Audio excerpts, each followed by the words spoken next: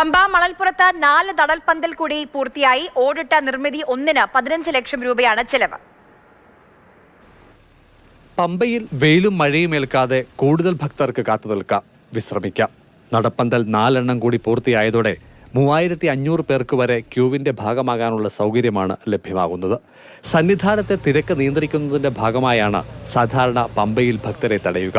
ഇങ്ങനെ വരുമ്പോൾ കാലാവസ്ഥ ഭക്തർക്ക് പ്രശ്നമാകരുത് എന്ന ഉദ്ദേശത്തോടെയാണ് നിർമ്മാണം. കാലാവസ്ഥ ബുദ്ധിമുട്ടാണ്. മഴയായിരുന്നു, തുടങ്ങിയപ്പോൾ മഴയായിരുന്നു. ഇപ്പോൾ വലിയ കുഴപ്പമില്ലാതെ പോണു. നൈറ്റും ഡേയും എല്ലാം കൂടെ നിന്ന് പണി നമ്മൾ തീർക്കണമുണ്ട്. മണൽപ്പരപ്പിനേക്കാൾ ഉയർത്തി തറയോടുകൾ പാകി, മേൽക്കൂരയിൽ ഓട്. സ്ഥിര നിർമ്മിതികൾ പാടില്ല എന്ന ഹൈക്കോടതി നിർദ്ദേശം കണക്കിലെടുത്താണിത്. ചിങ്ങമാസ പൂജകൾ പൂർത്തിയാക്കി നടയടച്ച ശേഷമാണ് പണികൾ തുടങ്ങിയത്.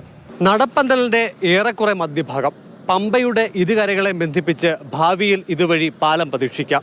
ശബരിമല മാസ്റ്റർ പ്ലാനിൽ ഉൾപ്പെട്ടിട്ടുള്ള ഈ നിർമ്മാണ പ്രവൃത്തികൾക്കായിട്ടാണ് ഈ ഭാഗം ഒഴിച്ചിട്ടിട്ടുള്ളത്.